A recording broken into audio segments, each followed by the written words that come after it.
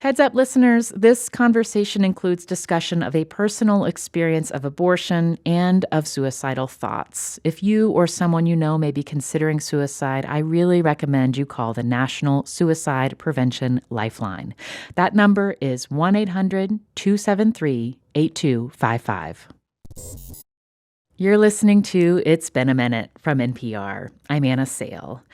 2017 was a big year for writer Erika L. Sánchez. She published 2 books, a collection of poetry called Lessons on Expulsion, and a young adult novel called I'm Not Your Perfect Mexican Daughter, which was a finalist for a National Book Award. I remember the celebrations of going to different cities and, talking about my book and going to the National Book Awards and feeling beautiful in my dress, and everything felt possible. Everything was just so exciting because I had been waiting for so long for my writing career to blossom, and here it was all happening. Yeah, all at once.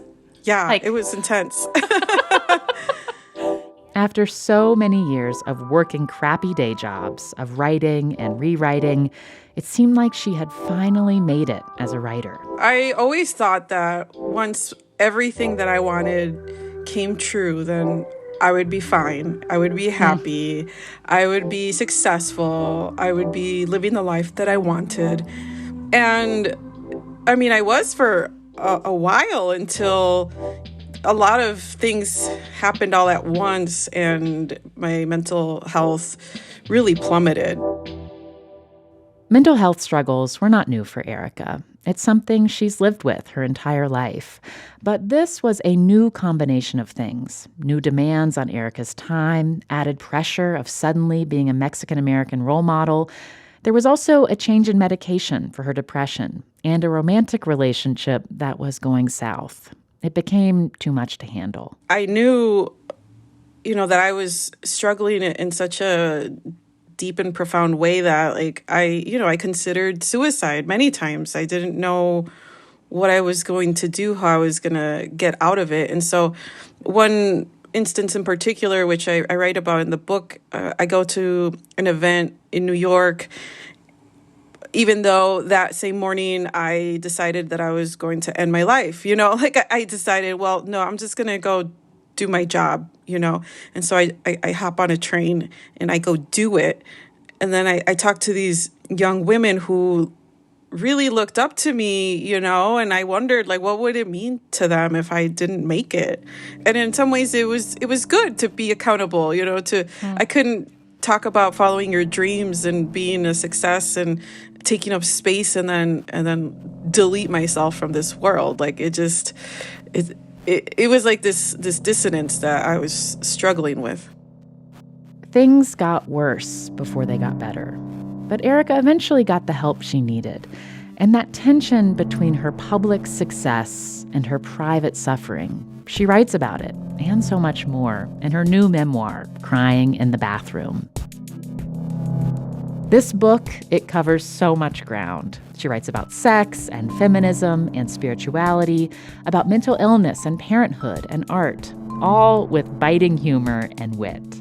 I talked to Erika about her decision to share some of her darkest moments with readers, how caring for her mental health has evolved, and what she's learned from her biggest role model in life, Lisa Simpson. Yes, from The Simpsons.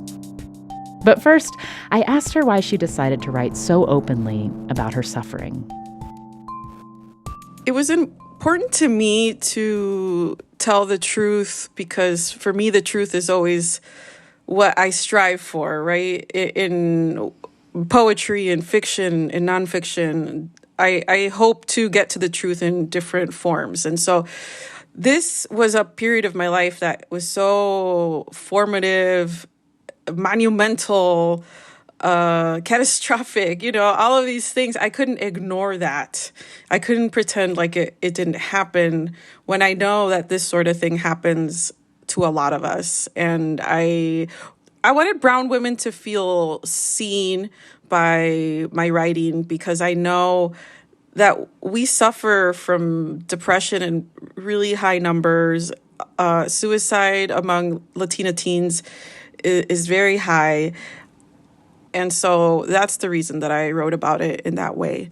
It's just, it's poisonous to keep silent oftentimes, and to keep these like really traumatic events just locked up inside of our bodies. I feel like that is not the way that I want to live. And so I just want to be as honest as possible. Yeah. So much of what you write about is about your big feelings and trying to figure out how to be unapologetic about your big feelings. And this started early for you. You tell a story about your mother noticing a jolt when you were still inside of her, when you were in utero, and feeling like you were crying in utero. When you were a small child and hearing this family story about yourself, what did you make of it? I thought it was quite strange. I was like, well, how? Did you really? Did you imagine it? I started to question it. But it made sense because I did have these big feelings. I've always had them. I came out that way. I don't know how to manage them sometimes because they are so overwhelming. And also, my daughter cried in the womb. And so she did. Yeah, it was really strange. And I was like, no, this can't be. But I heard her. And so, yeah, I knew that was the beginning of this like sensibility that I have. And when your family would tell you that story, did you understand it as saying, this is how, Erika, this is how you are special? No. Or was it? No. No. What was it? What was the message? This is how you're dramatic? Yeah, no, I always felt that, my sensitivity was a burden to everybody, including myself. And so when I was a child, I felt embarrassed of that and of all of the feelings that I had. I mean, my mom claims that a coworker had said that it meant that I was a genius or I had a gift or something along those lines. And she believes that, she says, because, I've done a lot of things with myself. And so it's nice to have that recognition. But at the same time, when I was growing up, I was seen as a pain in the ass. And so it didn't feel too good to be told, like, oh, you even started crying in the womb.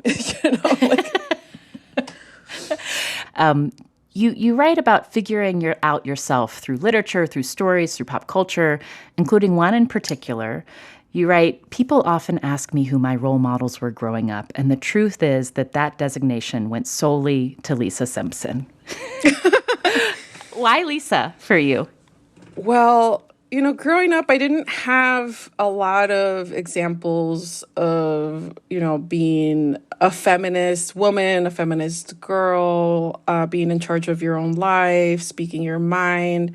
Around me, I saw women who were very resilient, but really struggled and suffered in a number of ways. And so I did not want that for myself. And so when I watched The Simpsons and I came across Lisa Simpson, she started to introduce me to these concepts that I never even considered, like being independent and speaking out against injustice and, believing that we're equal as women and all of these things that I had never been exposed to.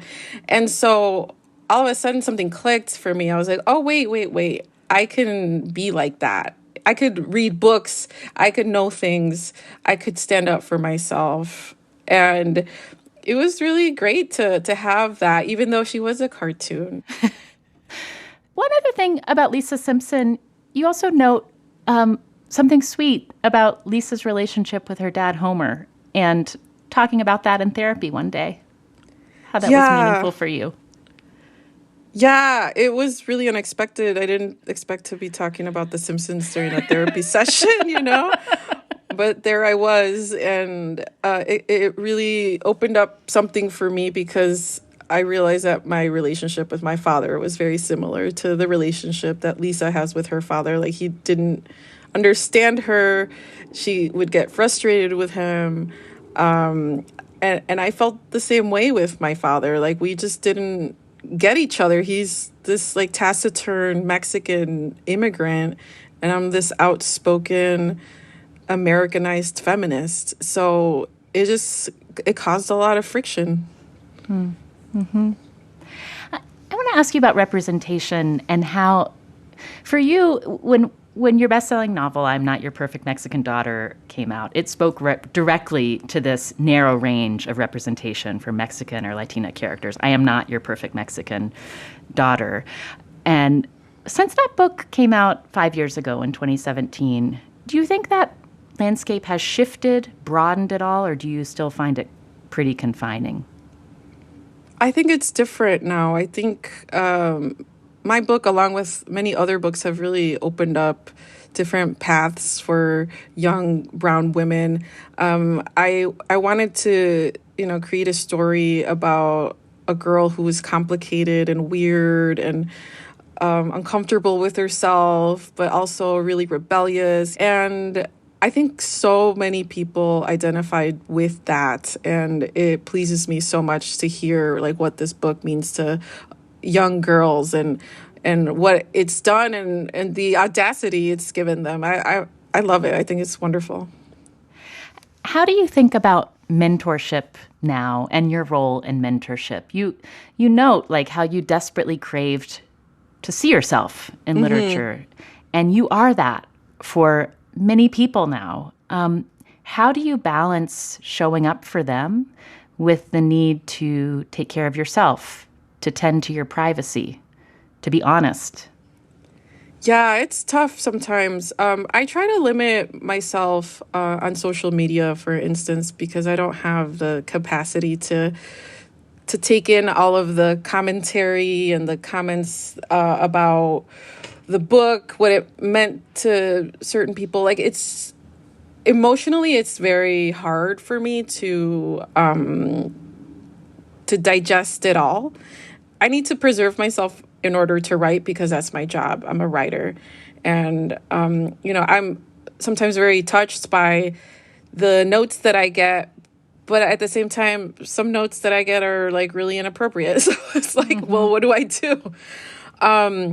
And also, I'm a professor, and so that's how I mentor for the most part. Like, I hope that I can provide these young women a way to see an alternative path, a way to be ambitious, a way to, pursue their dreams and not be sorry about them. Coming up, when protecting your health during pregnancy also means mental health. And listeners, after the break is the part where we talk about abortion and suicidal thoughts. So if you'd rather not hear it, you can just skip ahead a bit. Erika is a new mother. She gave birth to a daughter during the pandemic, but that was not her first pregnancy. You write about having an abortion during a period where you were in deep despair, suicidal. And it made me wonder, when you take in the public conversation about abortion and the public policy debate about how to protect, whether to allow abortion to preserve the life of the mother. For you, who was in a real mental health crisis when you were pregnant, when you ultimately sought an abortion, how do you hear that conversation? What do you think about? It's extremely triggering to have to listen to all of these opinions from men, for instance. The fact that so many men are determining what happens to our bodies is very, very upsetting to me. And I am really worried about what's to come and how we're going to support women who need abortions, because I feel that abortion is a human right, and to deny us that is really cruel, because, it's not a decision anyone takes lightly. It's not something that anyone wants to do. It's a necessity. And so to make it seem as though there's a choice in the matter is really upsetting. Like, what choice did I have in that particular time to continue my pregnancy and perhaps lose my life to suicide? Like, what was I supposed to do? At the time, did you understand when you were thinking about whether to have an abortion, did you come to think of it in that time as this is a high-risk pregnancy because of the state of my mental health? I am not safe.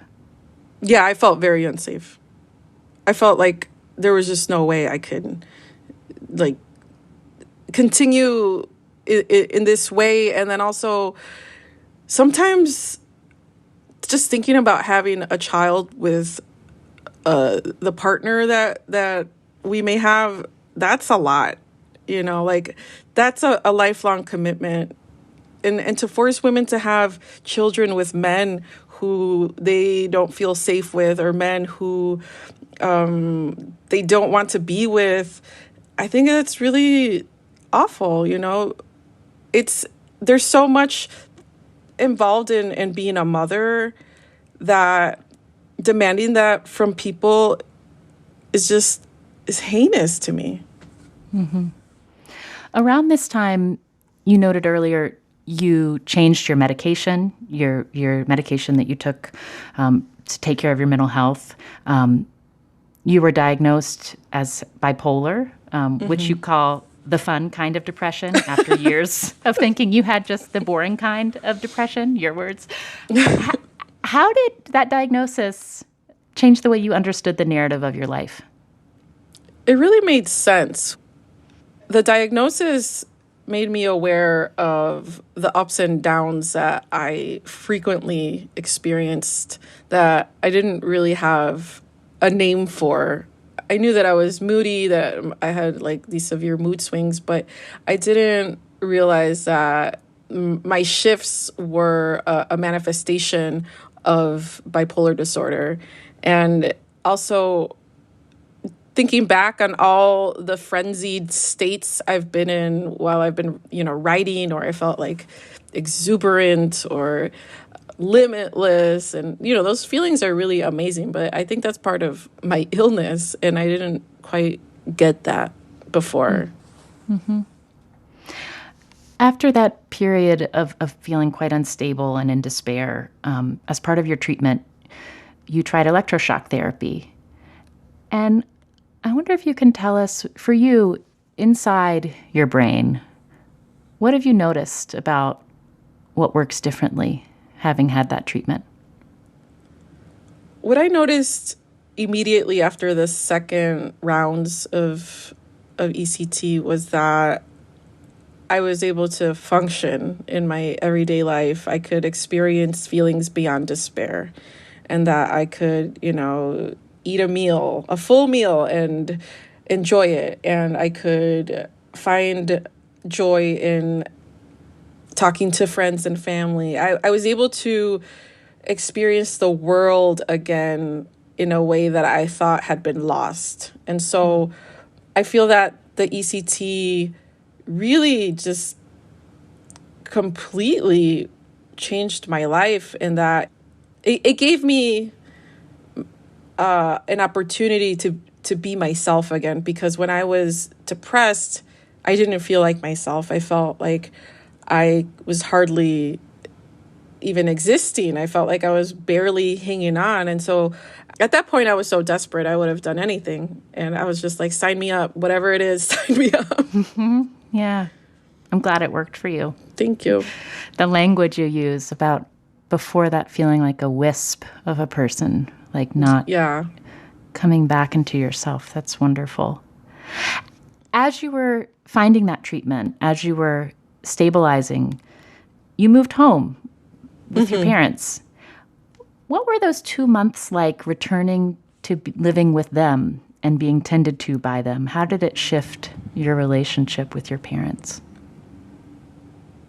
It was unlike anything I had ever experienced, because I've always been extremely independent, and I've always just wanted to be on my own and figure things out and not ask for help. But this time I had to ask for help. It was, again, life and death, And so when I moved back for those 2 months in the summertime, I just felt like myself again, in some ways. And I was able to really get a lot of care and love and it really helped me recover from what I had been going through by myself, essentially, because I didn't really share much of what was happening with anybody. And so it made us closer, that's for certain. Coming up, what does it mean to trust happiness? Near the end of the book, you write, I began to notice I couldn't trust happiness a few years ago. And reading that, it made me think about what it must have felt like to think about, where am I ending this book? Where does this version of this story end? And was there something scary about trying to tie it up neatly at the end? Sure. I think it's quite messy still in some ways, as much as I am fulfilled and happy in my life. I still have to grapple with my mental illness. It doesn't go away. I'm still brown and female. And so that's really hard in this country. And, there are a lot of worries that hover over me all the time, even though I have what appears to be a perfect life. I'm very happy, yes, but also all of that success and all of the happiness doesn't erase the realities that I have to live through as a woman of color. And as you prepared to launch this book publicly into the world and to think about being in front of audiences in an intense way again, are you doing things differently this time to tend to your mental health than you did in that very busy, very wonderful year of 2017 where a lot was happening professionally, but a lot of hard came out of it? Yeah, I am saying no to a lot of things, a lot more than before, and I'm okay with that. It feels like I'm protecting my time, my energy, my spirit. There's a lot that is required to launch the book and all of that, but, there have been opportunities that I've turned down because I don't have the capacity, mentally, emotionally. Also, I have a child, so she's really number one here. And I always think about her first. Yeah, I need to do all of these things, but I also need to be her mother. I also want to say one great lesson that I took from your memoir is a lesson from one of your not so great exes in your past, who's from Portugal. He left you with a great mantra when you asked him why he was with you while he was with another woman. Will you tell us what he said? He said, "I like to enjoy," which could be the title of the memoir as well, I suppose. It's very funny to me. My friends bring it up all the time. I mean, just imagine giving yourself that permission. Yeah. I like to enjoy. That's why I'm doing this. It must be nice to be a man and to just do whatever you want. Wow.